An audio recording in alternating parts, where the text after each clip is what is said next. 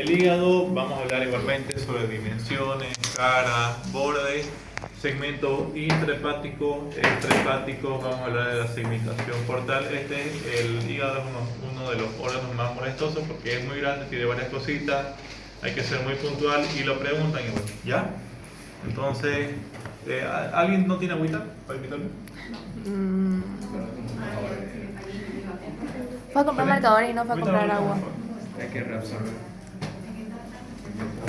Perdón que te pida agüita, perdón. Necesito por mi mano. Hidrólisis. ¿Qué es hidrólisis? Entonces, ahora vamos a hablar del hígado. Primeramente, el hígado va a ser un órgano tanto endócrino como exócrino, o sea, va a cumplir dos funciones, endócrina y exócrina. Exócrina que va a estar produciendo, ¿quién sabe? ¿Qué? No, exócrina. No, la bilis, no produce enzimas, produce bilis. Lo único que produce, las enzimas que produce para el tubo digestivo es el páncreas. El hígado no produce, solamente produce la bilis.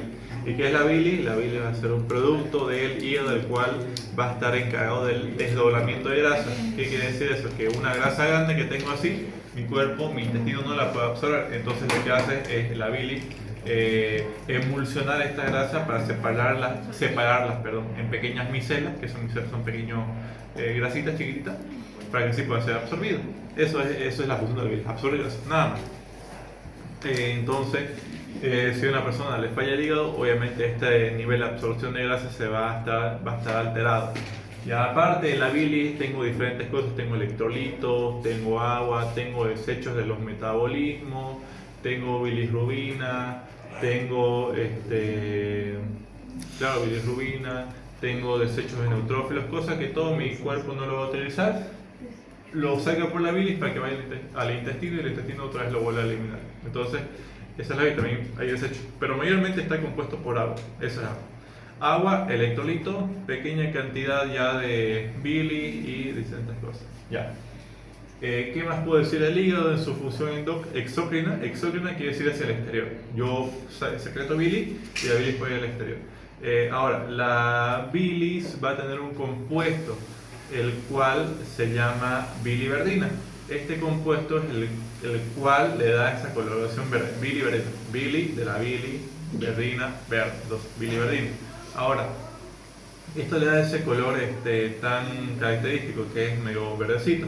Ahora también va a ser un compuesto el cual va a ser absorbido y el cual va a ser llevado hacia los riñones para que le dé igualmente el color característico que le da la orina. Porque la orina, ¿qué es la orina? Es un ultrafiltrado de la sangre. La orina no es agua, electrolitos, nada de eso. Es un ultrafiltrado de la sangre. La sangre se filtra y lo que no necesita lo elimina por ahí. Obviamente la orina está compuesta mayormente por agua, porque todo el agua que tomamos no siempre se va a nuestro organismo, lo elimina también si tiene mucho. Ya. Ahora, ese pequeño porcentaje de pigmentación se llama algo con orín, no me acuerdo, en bioquímica se llama, ¿sabes? No me acuerdo, me olvidé. Ya, le da ese colorcito medio amarillento. Ahora, igualmente, si produzco mucha orina, este pigmento se va a encontrar más diluido, entonces se va a hacer más clarito. Pero cuando produzco poca orina, ese pigmento se va a encontrar más aumentado y hace que sea el color más oscuro, más intenso, un color miel, ámbar. Igual lo mismo para las S. Las S tienen un color cafecito, a veces tornando a verde. Ahora, lo que pasa es que ese pigmento igualmente se va a las S, igual a veces le hace que tenga un color cafecito y un color verde. No es porque tenga las S ese color, también es parte por la bilis, que secreta el hígado. Ahora hay una enfermedad que es la hepatitis. ¿Qué es lo característico de la hepatitis? Que me produce dos signos característicos. Coluria, dos signos característicos. Coluria y acolia, que es, así se llama. Coluria y acolia.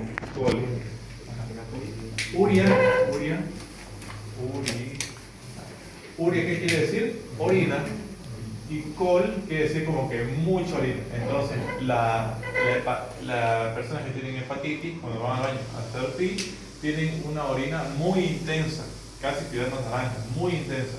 En cambio, las S, ¿qué es colia? Colia quiere decir el colon, que se elimina por el colon, las S. Y A, ¿qué quiere significar? Ausencia. Entonces las S van a tener ausencia de color. Entonces las S se van a encontrar blancas, literalmente blancas. Entonces la característica de estos dos signos, si una persona ve que tiene la orina muy amarilla y su S es muy blanca, o no totalmente blanco, pero tirando a blanco, puede ser característica de una hepatitis.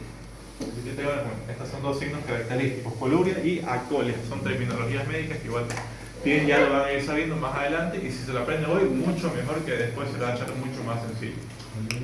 En segunda ventaja, que yo me acuerdo en mi año, mi auxiliar igual me enseñaba esto, terminologías médicas, signos, síntomas, enfermedades, no sé qué. Y yo me lo estudiaba porque decía, preguntan, dije yo, pero nunca preguntan. Pero si haces esto no preguntan. Pero ya después, mientras voy avanzando, ya estoy en mi tercer año, mientras voy avanzando, ahora me doy cuenta que tenía razón. Si me lo aprendía antes y lo quiero volver a saber, solamente me falta una repasada y ya me acuerdo. Y encima que él me lo explicaba súper sencillo, como a mí me gusta explicarles también a ustedes, a ustedes se les hace más fácil recordar. Tal vez no sea ahorita agarren, se lo olviden de un mes, medio año, pero cuando lo vuelvan a ver, se van a estar acordando, mi auxiliar me dijo esto, era esto, y justo lo que dijo el doctor, entonces ya se van a acordar. Es una retroalimentación. Ya. Ahora, exócrina, hemos dicho, y la función endócrina que me va a estar produciendo, hormonas, lo que me dijeron sus compañeras, hormonas, también factores de la coagulación y principalmente hormonas, factores de la coagulación, y también intervienen en la hemocataresis, en la destrucción de glóbulos rojos. Y también el metabolismo de fármacos y distintas sustancias, también la creatinina, esas cosas. Igualmente va a tener enzimas, pero esas enzimas no las secreta al interior, las secreta al exterior, solamente está ahí entre el hígado. Ya. Entre la función endocrina hemos dicho que produce hormonas, un ejemplo que produce el riñón, perdón, el hígado, la renina. La renina es una hormona que el cual me ayuda a regular la presión arterial.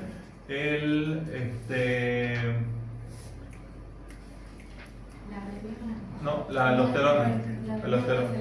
Sí, me equivoqué. La renina de los riñones, la aldosterona. Ya. Ahora, ¿qué más produce? Factores de coagulación. ¿Qué factores de la coagulación? Eso es más preguntas para eso. ¿Qué factores de coagulación produce el hígado? El factor 1, 7, 9 y 10. Y la proteína C y la proteína S. Esos son. Repito. ¿Qué factores de la coagulación produce el hígado? No preguntan en anatomía, preguntan en otras materias, pero se los digo. La factor de coagulación 1, 7, 9, 10, la proteína C y la proteína S. Eso es lo que produce. ¿Proteína 6? Sí. 6 y S. No. Proteína, factor de la coagulación 1, 7, 9 y 10, y la proteína C y S. Y la mnemotecnia para esto es, ¿se acuerdan ustedes de 1972? CS. Entonces agarran este 1, factor, no era 1972, era 1971. Factor 1, después el factor 9, el factor 7 y el factor 10. Y la proteína C y la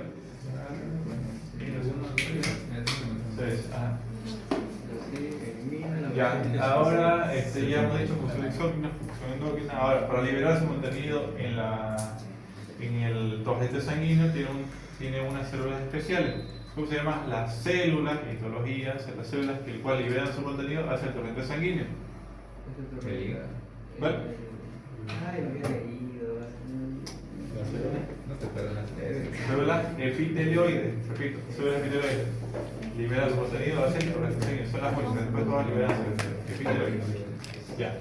Ahora, pues, un poquito de hito, fisio, para que tengan un poquito más de memoria. Ahora vamos con el hígado. El hígado va a ser un órgano el cual va a estar ubicado en la fosa subfrénica derecha, por debajo del diafragma en la zona derecha. Va a ocupar tanto el hipocondrio derecho, epigástrico y parte del hipocondrio izquierdo, porque es un órgano muy largo. ¿Cuáles van a ser sus dimensiones?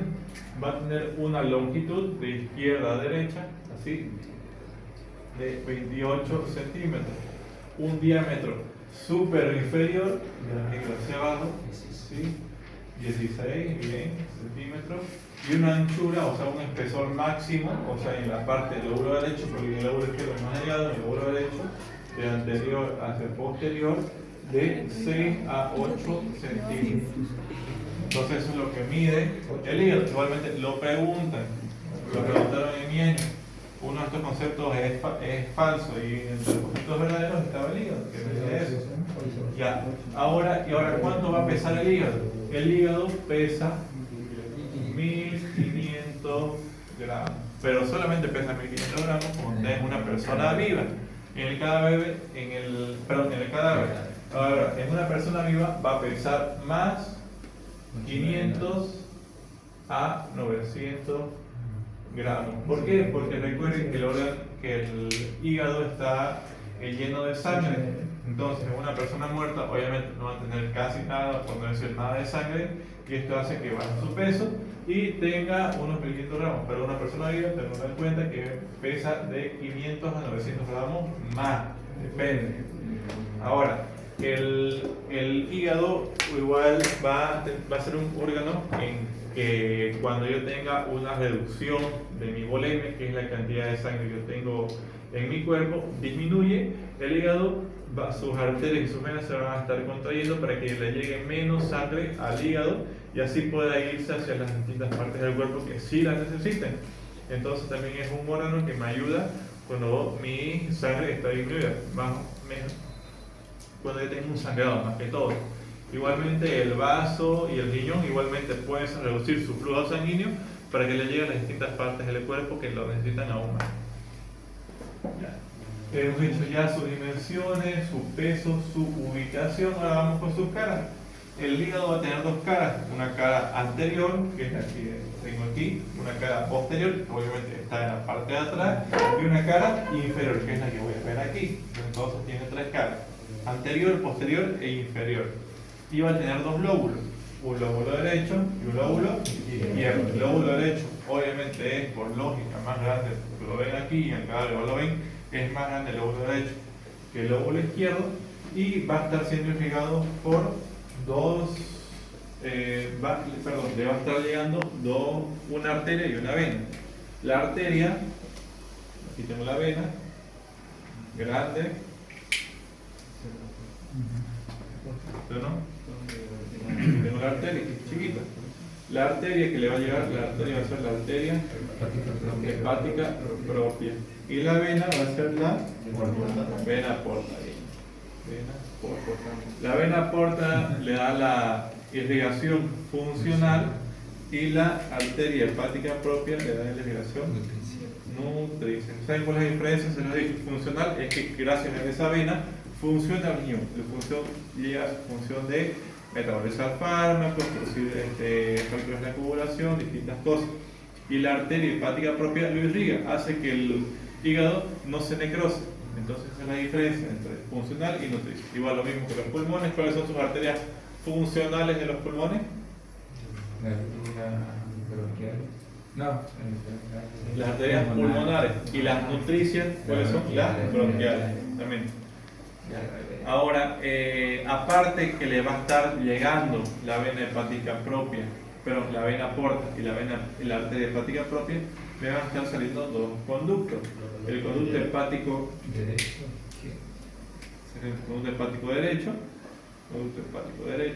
y aquí conducto hepático izquierdo. Estos dos se unen casi a la salida del pedículo hepático y forman el conducto hepático común. Entonces, ¿quiénes forman el pedículo hepático? Vena porta, arteria hepática propia y conducto hepático común. Repito. ¿Quiénes forman el pedículo hepático? Vena porta, arteria hepática propia y conducto hepático común. Es diferente decir pedículo hepático. ¿Qué es pedículo? Para empezar. Es lo que ingresa a un órgano. ¿Cuántos pedículos tengo? Tengo el pedículo hepático, tengo el pedículo pulmonar, tengo el pedículo esplénico y tengo el pedículo renal. Entonces tengo 4 pedículos. La mayoría se encuentra en el abdomen, pero aquí vemos que el único que se encuentra en el tórax es el pulmonar, pero aquí tengo el del hígado. Ya. Entonces es diferente triada portal que pedículo hepático, porque la triada portal Está compuesto igualmente por vena corta, arteria hepática propia, pero ya no sería el conducto hepático común. Ahí sería el canalículo peritubular, que eso es más histología y no lo preguntan en anatomía, solamente preguntan cómo está formada el pedículo hepático, pero se chipan algunos entre triada portal y pedículo hepático. Ya. Ahora, este conducto hepático común, aquí voy a tener un saquito. ¿Cómo se llama? Vesícula biliar. Vesícula biliar. La vesícula biliar mide de unos 8 a 10 centímetros en su longitud. 8 a 10 centímetros. Y de superior a inferior va a medir de unos 4 a 6 centímetros. Eso es lo que mide la vesícula biliar, y va a estar compuesto por una cabeza, un cuerpo, un cuello, y ya viene obviamente el conducto cístico. Ahora, a nivel de aquí del cuello, aquí va a haber un pequeño saquito, así. No va a ser completamente así, un saquito, como un globito, ¿no? Yo tengo una protuberancia. A esto yo le voy a llamar saco de... no lo llamo, se llama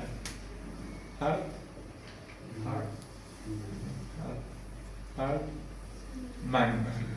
Saco de Hartmann. Imagínense como que una persona que tiene un sombrerito. ¿Cómo se dice sombrero en inglés? Hat. Entonces lo cambian la D por la T, Hart. Y un hombre, man, pero doble N. Así yo me acuerdo que no entiendo. Saco de Hartmann. La vesícula biliar va a ser la encargada. ¿Qué función cumple la vesícula biliar? No la produce, repito, la vesícula biliar no produce bilis, solamente la almacena. ¿Quién la produce? El hígado. Baja y se almacena aquí. Ahora, el conducto que va a estar desprendiéndose de la vesícula biliar va a ser el conducto cístico, que se une con el conducto hepático común y que forma colédoco, conducto colédoco. Este conducto colédoco va a estar descendiendo, y al descender va a estar por detrás.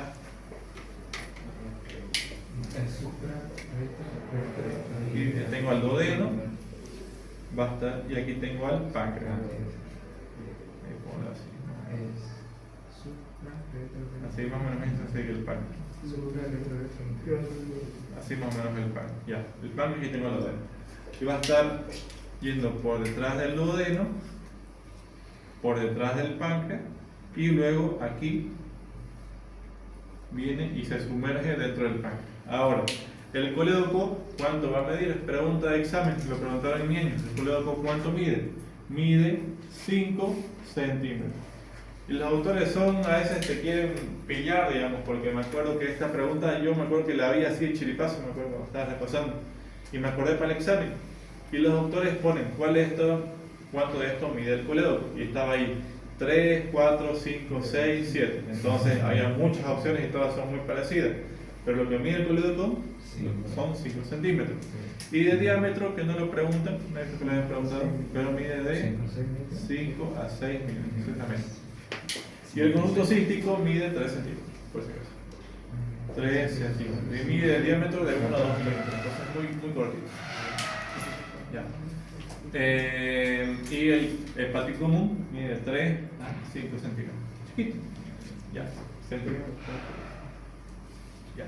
Ahora, el conducto colédoco va a tener segmentos, como las partes que tiene el hígado. Igualmente, el colédoco tiene segmentos. El primer segmento que va a tener va a ser el segmento portal. Perdón, supraduodenal. Sí, me estoy acordando con lo de ya. El primer segmento que tiene, que va a ser de aquí a aquí, va a ser el supraduodenal. ¿Por qué? Porque está por encima del duodeno. El siguiente que tiene, va a ser el de aquí, va a ser el retroduodenal. Perdón, retroduodenal, que está por detrás del duodeno. El siguiente segmento que se encuentra aquí va a ser retropancreático, por detrás del páncreas, y el de aquí, esta partecita, el intramural, exactamente. Entonces, ¿cuáles son las porciones del colédoco? Supraduodenal, retroduodenal, retropancreática e intramural. por encima del duodeno, por detrás del duodeno, por detrás del páncreas y cuando se introduce dentro del páncreas. Entonces, esas son sus partes. Ahora, lo que me confundía era que los segmentos de las vías biliares igualmente van a tener unos nombres. El primero solamente son 3, va a ir de aquí, aquí y aquí, sí. Aquí, aquí. El primer segmento va a ser el segmento portal. ¿Por qué portal? Porque se acuerdan que aquí va a estar la vena porta. Entonces, por eso se llama este segmento portal. Toda esta parte de aquí. El siguiente segmento, que sería esta parte de aquí, sería el segmento omental. ¿Por qué? Porque se acuerdan que el aumento menor va a estar, aquí va a estar el aumento menor, toda esta parte aquí, hacia abajo, hacia abajo. Entonces todo esto lo está cubriendo específicamente. Esto lo estoy exagerando mucho, pero esto está más a este lado. Pero imagínense que como que de aquí empieza el aumento y va a estar obviamente esta parte de las vías biliares extrahepáticas que están sumergidas en el aumento menor, entonces se llama segmento mental. Y el último se va a llamar intraduodeno pancreático, que hace referencia a la porción intrapancreática y retroduodeno. Entonces, segmento intraduodeno pancreático. Repito, los segmentos de las vías biliares extrahepáticas son segmento portal, segmento mental y segmento intraduodeno pancreático. Sé que primeramente se pasa por detrás y se introduce al páncreas, pero así lo pusieron los anatomistas, entonces así tienen que aprendérselo de esta forma. Ya, a ver qué más me falta. Ya. Estas son las vías extrahepáticas, ahora vamos con las vías intrahepáticas. Ahora, ¿se acuerdan? Tengo yo, cuando ustedes hablan en histología, cuál es la célula estructural, funcional que le da a estos órganos. ¿Cuál es la célula estructural y funcional que le da al riñón? ¿Cuál es? El glomérulo. ¿Cuál es la célula que da la función estructural y funcional del corazón? El miocito. ¿Cuál es la célula funcional y estructural que le da la función al cerebro? La neurona. Ahora, aquí no es la hepatocito. Pareciera, pero no es la hepatocito. No es nefrona, hace el riñón. ¿Y qué dije? Sí, nefrona. Ya. Ahora, en el hígado no va a ser el hepatocito. Yo creí que era el hepatocito, pero no es el hepatocito.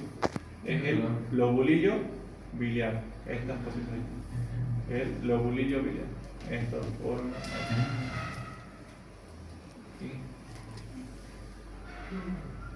El lobulillo biliar va a ser el que forma la función estructural y funcional del hígado.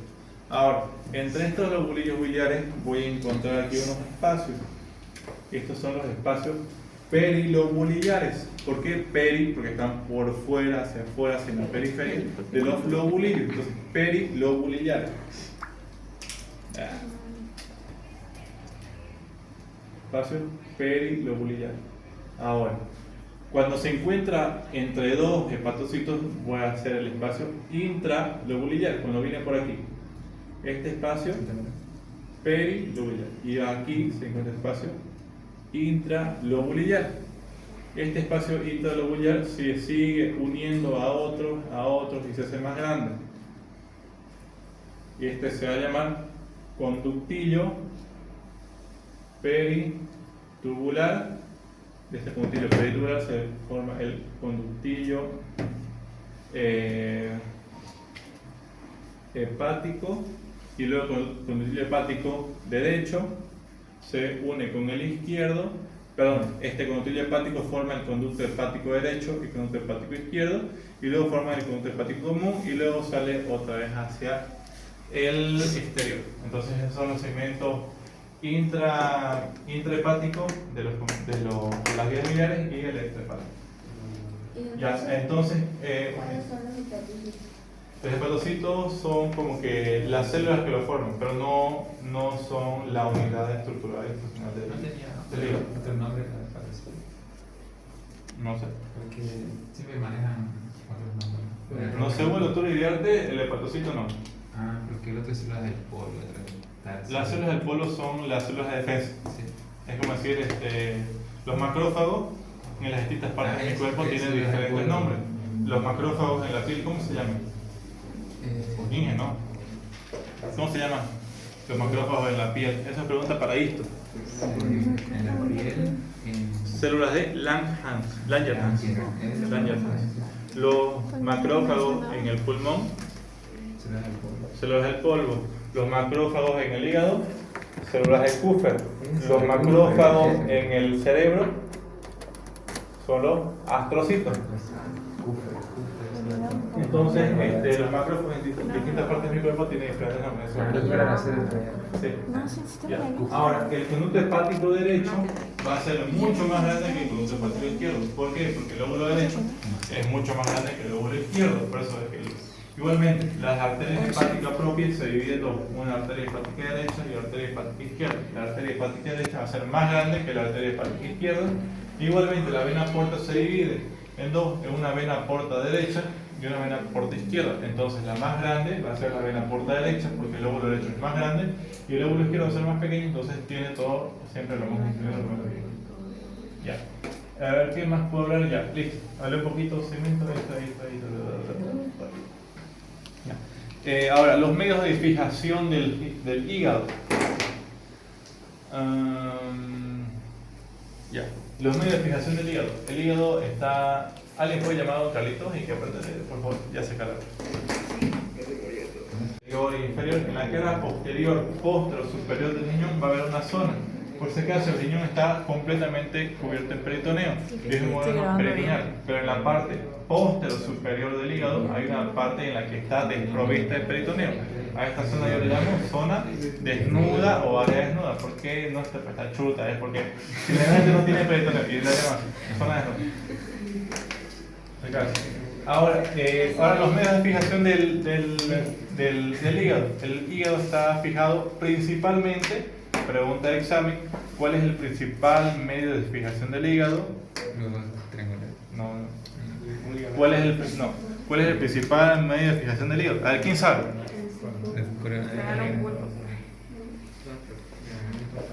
Si mañana su examen es el día. No, el principal medio de fijación del hígado va a ser esta cosita de aquí.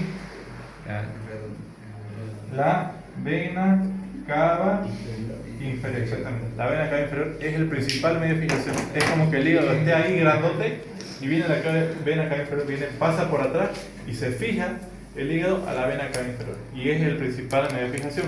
Pueden faltarle todos los ligamentos posibles a veces por haber aquí al hígado, pero le falta la vena cava inferior y se desarma, se cae, porque la vena cava inferior es el cual lo sujeta.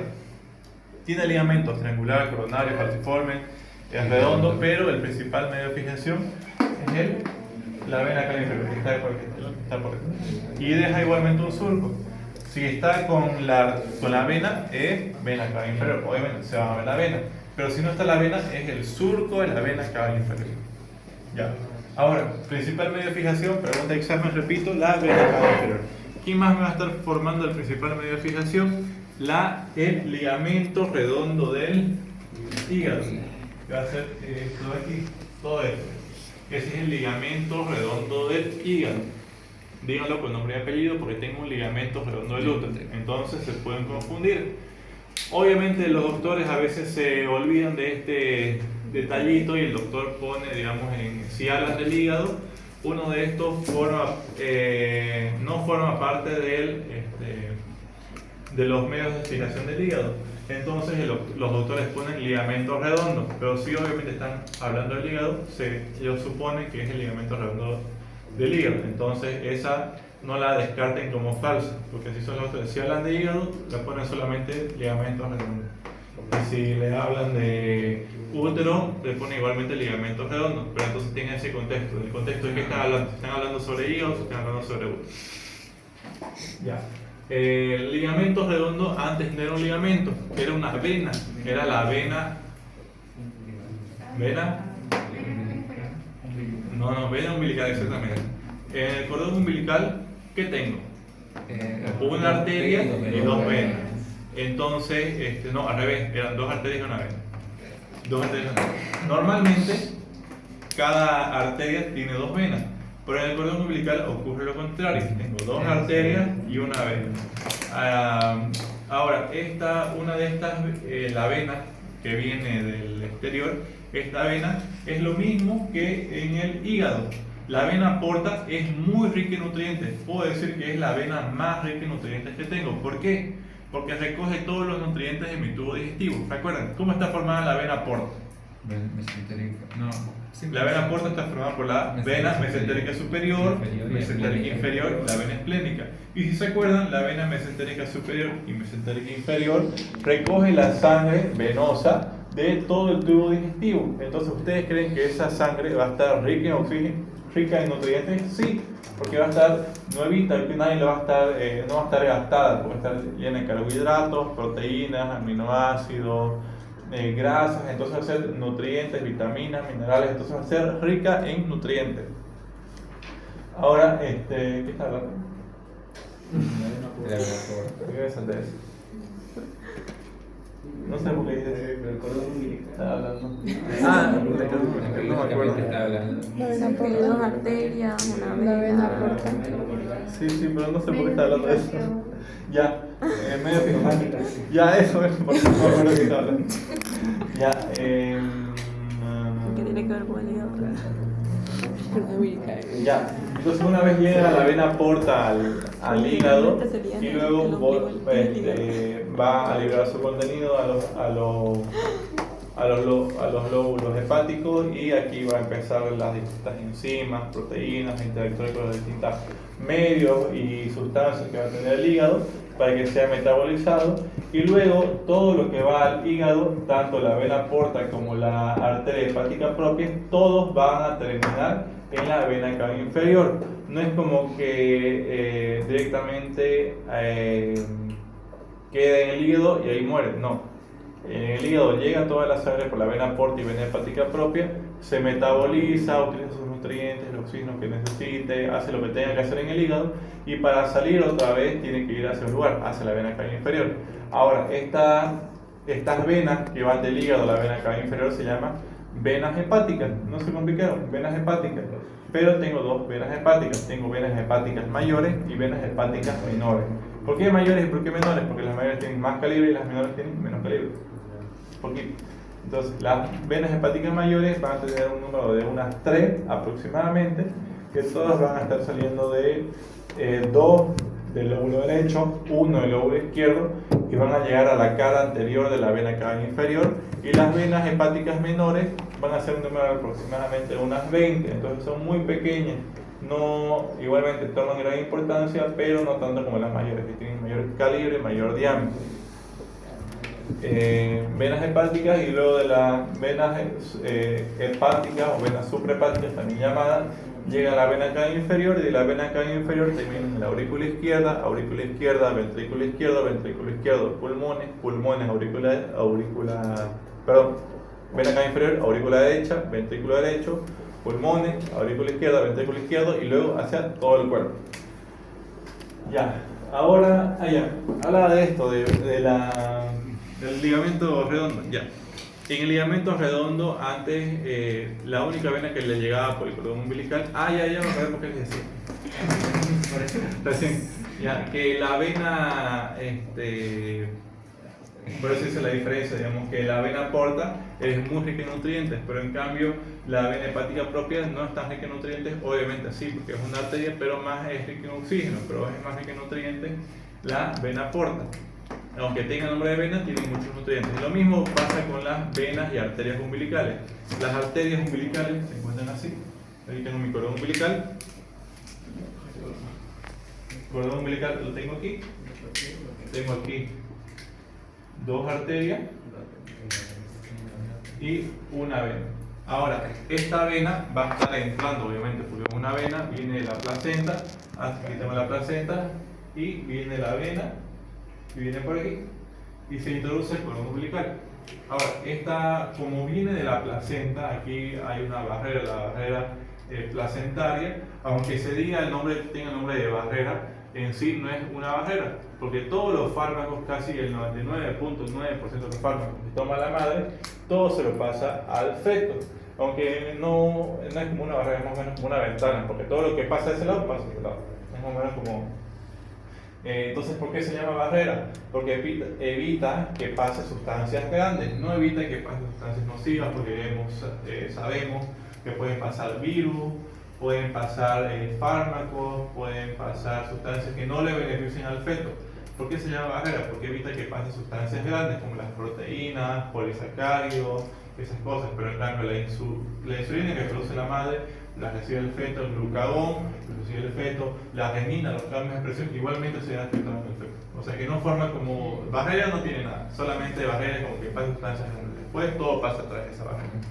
Ya, entonces aquí tengo la sangre de la madre, esta sangre pasa a la placenta igualmente tengo unas células que las protegen, unas células de defensa, y pasa a la vena hepática. La vena hepática es rica en nutrientes, rica en oxígeno. ¿Por qué? Porque viene de la madre. Llega a la vena hepática va al hígado. Como el hígado tiene esa función igualmente de metabolizar. La división. Entonces esa vena hepática igualmente es rica en nutrientes y llega al hígado. En el hígado se metaboliza igualmente porque igualmente cumple una función no tan grande como la tenemos ahora mismo, pero igualmente cumple una pequeña función. ¿Por qué? Porque en la vida embrionaria el hígado es un órgano de hematopoiesis, entonces igualmente por eso le llega la sangre ahí. Y del hígado pasa a la vena cava, y de la vena cava va al corazón y lo reparte al todo el cuerpo. Ahora, de estas arterias, de las arterias umbilicales, va a recoger toda la sangre de desecho.